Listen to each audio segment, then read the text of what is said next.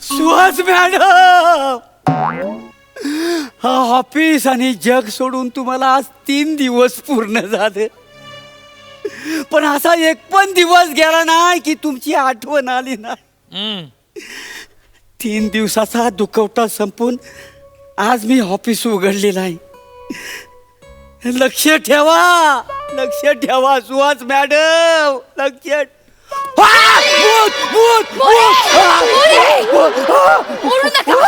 अजिबात ओरडू नका. मोरे, मी भूत नाहीये, मी जिवंत आहे.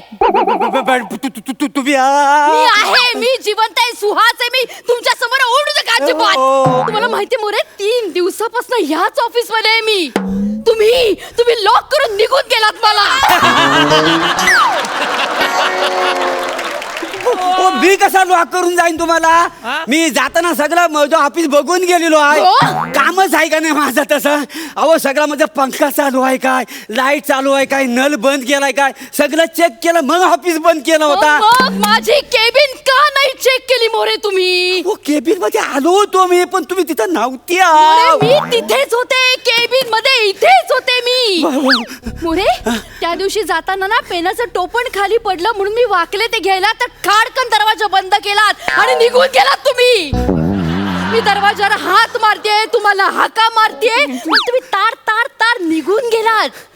काय एवढी घाई कसली असते घरी जायची तुम्हाला?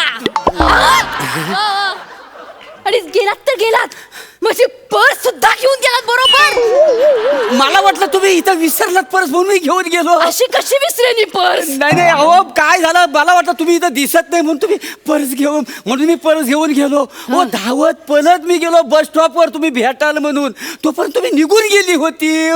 पण मी तुम्हाला फोन केला तो तुम्ही उचलला पण नाही. कसा उचलणार? पर्स मध्येच होता फोन. ऑफिसच्या फोनवर ना फोन करायचा होता ना मला. तुम्ही गेले 7 दिवस तुमच्या मागे लागले ना.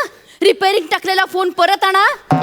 उद्या फोन आणतो इकडे द्या. असं मारायची इच्छा होते ना तुम्हाला मला? ओ पण किती शोधलं मी तुम्हाला, देवा शपथ. सायरा वायरा पळत होतो, पळत मी तुमच्या घरात गेलो.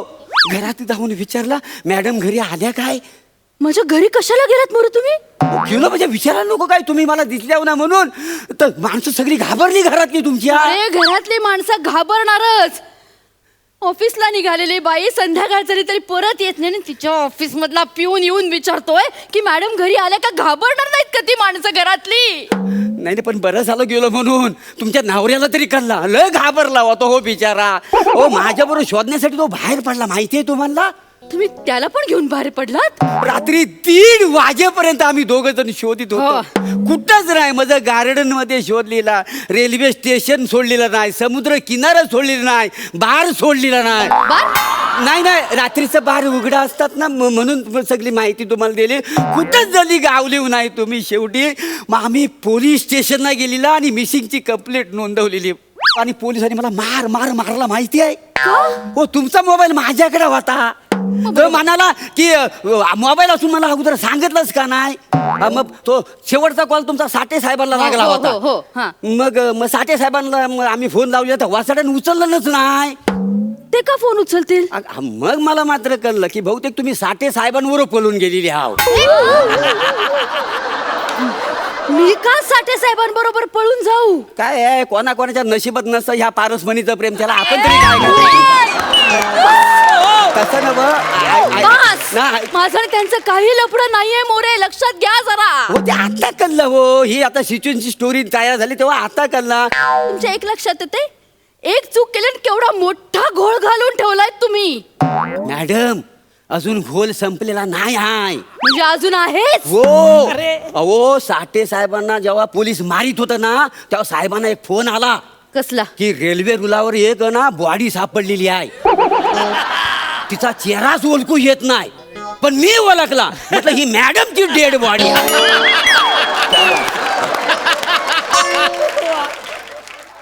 तुम्ही कसं ओळखलत की ती डेड बॉडी माझीच आहे? कारण त्या बॉडी नाही ना जीनची पॅन्ट आणि टी शर्ट घातला नव्हता. मी जीनची पॅन्ट आणि टी शर्ट घातलंय? मोरे ज्या कपड्यात मी पळालेले असेल त्याच कपड्यामध्ये सापडणार की नाही? तसं नव. तुम्ही जेव्हा पळून गेले ना आणि तुम्हाला रंग्यात पकडलं असेल तेव्हा जे हाताला गावला असेल तर तुम्ही घालून फरार झाली असाल ना.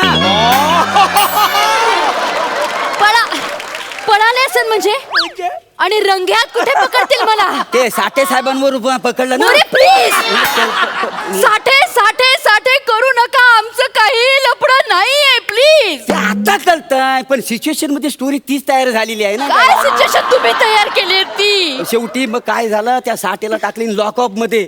मग तुमच्या बॉडीवर आम्ही अंत्यसंस्कार केलेले. मूर्ख आहात तुम्ही, मूर्ख आहात.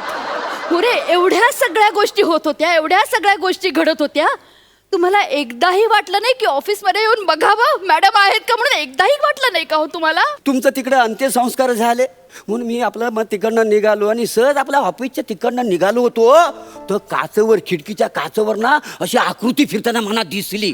असा जोरात हात सेम तुमच्यासारखं मारताना मला दिसलं. माझ्यासारखे नाही, मीच होते ती.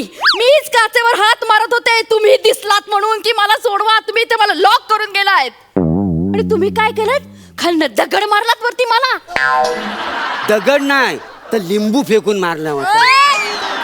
मंतरलेला होता लिंबू. का पण? खालना जातानाच मला कळलं इथं आत्मा तुमचा भटाकतोय म्हणून. आत्मा? हा 3 दिवस काय आता आत्मा हा बाहेर निघत नाही. ताबडतोब मी साहेबांना फोन केला. सगळ्या तुम्हाला सांगतो संपूर्ण कार्यालयाला 3 दिवस सुट्टी जाहीर करा. काय समजलं? हा असं सगळं झालेलं आहे. म्हणून तुम्ही 3 दिवसांनंतर ऑफिस उघडायला आलात बरोबर? हो मॅडम. बघा ही सगळी तुम्हाला स्टोरी मी खरी सांगितलेली आहे. तुमच्या पाया पडतो तुम्ही ही जागा सोडून तुम्ही आता निघून जा प्लीज. ही जागा सोडून निघून जा म्हणजे? मोरे मी जिवंत आहे, मी मेलेली नाहीये, भूत नाहीये, मी आत्मा नाहीये. मी नाही मला माहितीये सगळं आत्मा असंच बोलतात. नाही मोरे, आत्मा ना अमर असतो, अमर. मला माहिती आहे मॅडम. बघा तुमच्या सगळ्या इच्छा काय त्या तुम्ही माझ्याकडे सांगा, मी तुमच्या घरात नेऊन सगळे पोहोचवतो. हे बघा तुमच्या अस्थी घेऊन आम्ही सगळं कर्मचारी त्र्यंबकेश्वरला जाऊ आणि विसर्जन करू. दरवर्षी मी इथं वर्षश्राद्ध घालीन तुमचा स्टाफ सगळं मिळून. बघा पण आमच्या सगळ्या स्टाफला सोडा, ही सगळी जागा सोडून तुम्ही जा. तुमचा आत्मा मुक्त होऊ द्या मॅडम, तुमचा आत्मा मुक्त होऊ द्या. नाही माझा आत्मा मुक्त होईल की नाही मला माहिती नाही, पण तुमचा आत्मा तुमच्या शरीरात मी नक्कीच मुक्त करणार.